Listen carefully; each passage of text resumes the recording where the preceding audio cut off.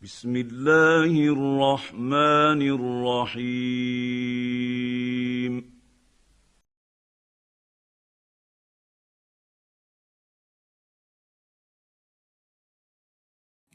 Bagaimana hukumnya menyelipkan musik di video-video dakwah? Apakah semua jenis musik haram? Ya, semua jenis musik haram.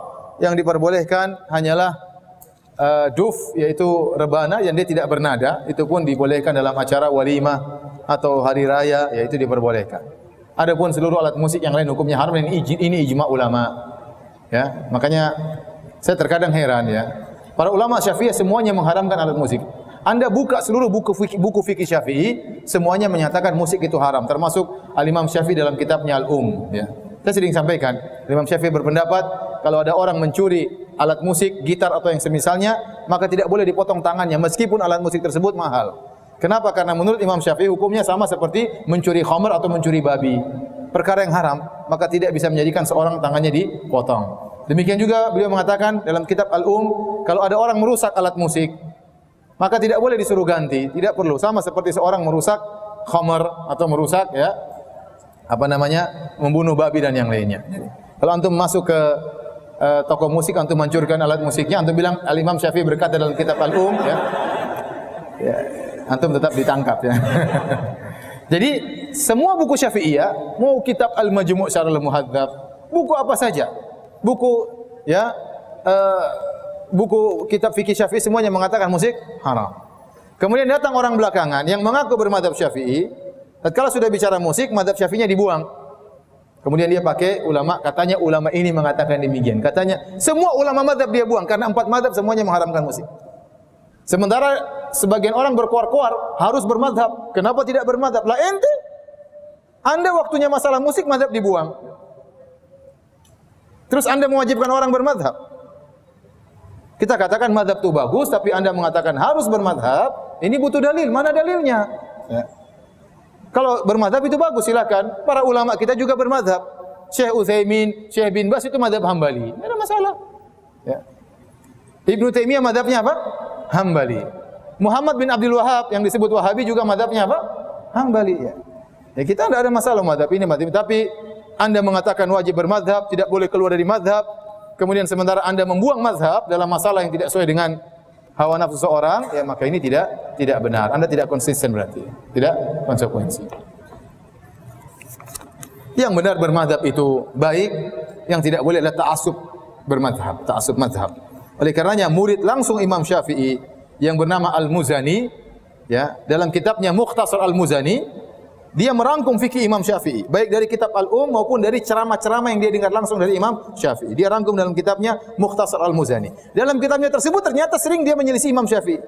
Imam Syafi'i mengatakan demikian. Qultu, adapun saya mengatakan demikian. Muridnya langsung menyelisih Imam Syafi'i. Berarti dia tidak ta'assub kepada siapa? Imam Syafi'i. Dia bermadzhab Syafi'i. Semua orang madzhab Syafi'i tahu siapa Al-Muzani. Tapi dia ternyata sering juga menyelisih apa? Gurunya. Sebagaimana Imam Syafi'i menyelisih gurunya Imam Malik. Bahkan Imam Syafi'i dalam sebagian bab dalam kitabnya menjelaskan perselisihan antara Syafi'i dengan Malik. Bayangkan.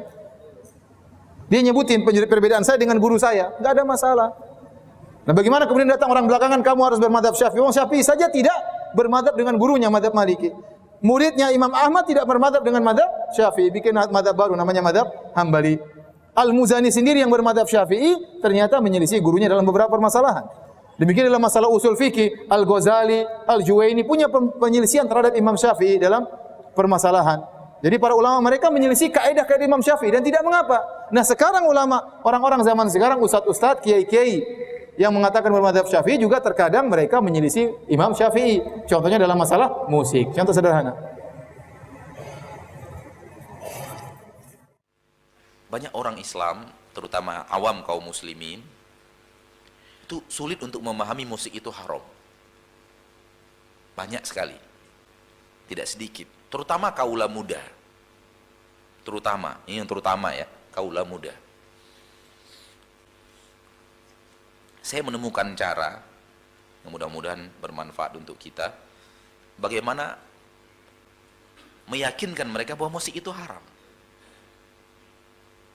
Saya menemukan cara. Saya ajarkan sekarang, mudah-mudahan bermanfaat untuk kita semua. Ini sudah keluar dari tema ya. Tadi tema yang tanyakan itu sudah keluar. Ini tambahan. Saya sering berhadapan dengan pemuda-pemuda, anak-anak muda, kadang-kadang juga jemaah tua yang bertanya tentang musik. Jawaban kita seperti ini. Kalau masih ada di antara kita sekarang di sini yang belum paham bahwa musik itu haram, maka ikuti apa yang akan kita sampaikan berikut ini. Sekarang begini kita katakan kepada saudara kita itu. Sekarang kita pilah dulu musik yang ada di Indonesia ini, yang kita dengar setiap hari, kita dengar di pasar, kita dengar di tempat berbelanja, mall dan semacamnya, kita dengar di angkot, kita dengar di rumah-rumah umat Islam. Mari kita presentasikan dulu.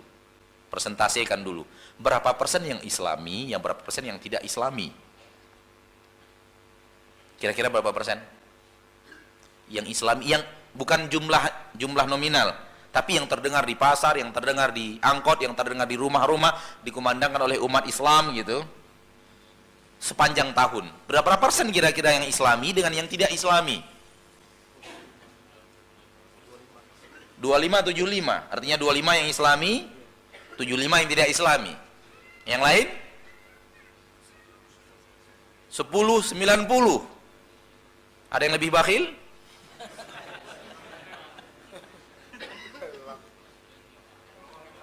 5-95.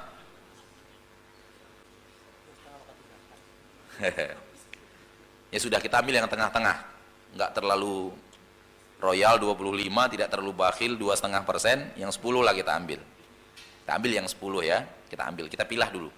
Yang sering terdengar, yang sering kita ucap, yang sering kita dihafalkan oleh masyarakat umat Islam Indonesia ini tentang musik itu kita ambil 10%, yang Islami 90%, yang tidak Islami, gitu ya.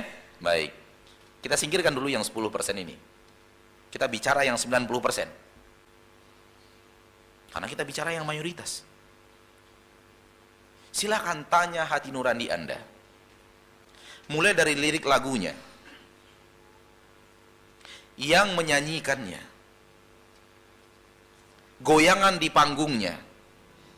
Lalu jawab pertanyaan saya, kira-kira ini mengajak kita ke surga atau ngajak kita ke neraka?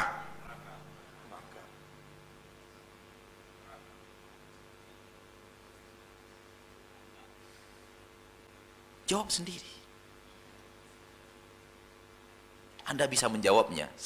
Seminim apapun ilmu agama Anda bisa menjawabnya. Yakin. Lihat lirik lagunya, lihat yang bawakannya, lihat penari latarnya, lalu jawab, apakah ini akan mengajak kita ke surga atau mengajak kita ke neraka? Hanya dua tempat, mengajak kita ke surga atau mengajak kita ke neraka, nggak ada tempat lain. Subhanallah, mati kutu. Gak ada seorang pun sampai sekarang ini, ketika ini kita sampaikan kepada mereka, tak ada seorang pun yang berani mengatakan mengajak ke surga. Tak seorang pun yang berani.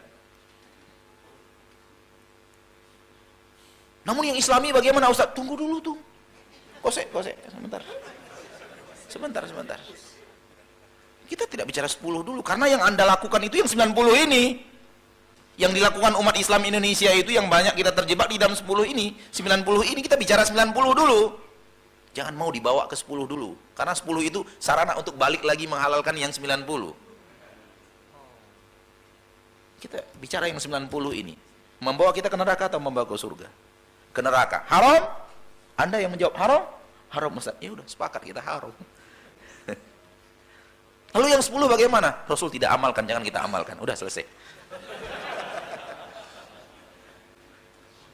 Ya, cukup. Karena mereka akan berdalih dengan yang 10 untuk menghalalkan yang 90. Ya, Rasul tidak pernah melakukan. Ya udah, tinggalkan. Jangan terlalu dibahas. Namun sepakat mereka untuk, ketika ditanya seperti ini, mereka sepakat untuk mengatakan jalan ke neraka.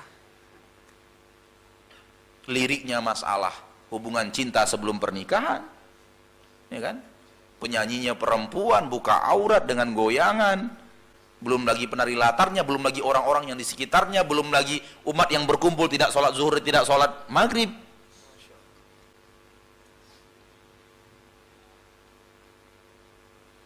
Belum lagi alkoholnya, belum lagi setelah itu perzinaannya, Nggak mungkin seorang pun yang mengatakan ini halal. Lalu ada sebagian ustadz mengatakan nggak ada masalah, itu hanya hiburan. Ya, hiburan syahwat, hiburan syaitan. Setuju kita itu hiburan, tapi hiburan syaitan untuk syahwat kita. Wallahu a'lam. Saya melihat di YouTube seorang qari internasional yang murattalnya banyak dikagumi orang. Dia memiliki nyanyian juga ustadz, semisal Ya Tayyibah dan Ya Rahman dan Rahman Ya Rahman. Tidak ada suara musik dalam lagu tersebut. Apakah dibolehkan nyanyian terlebih yang bersifat sanjungan pada Allah dan Quran bila tidak ada suara musiknya? Boleh saja, tidak ada masalah. Bolehkah seseorang itu melantunkan syair, susunan kata-kata yang baik, pujian, dia lantunkan seperti nyanyian kah atau tidak? Maka secara umum ulama membolehkan, seperti seorang ibu menyanyikan anaknya sesuatu yang positif saja, gitu kan? Atau suami kepada istri, istri kepada suami, atau motivasi untuk muslimin agar mereka bergerak. Sebagaimana kita tahu musuh bergerak ini bekerja, seperti waktu Nabi SAW lagi menggali Khandak bersama dengan para sahabat, orang-orang muhajirin dan ansar saling melantunkan syair. Mereka mengatakan satu sama yang lain, ya Allah ampunilah muhajirin dan ansar, gitu kan. Tapi sambil dilantunkan, itu boleh saja, tidak ada masalah.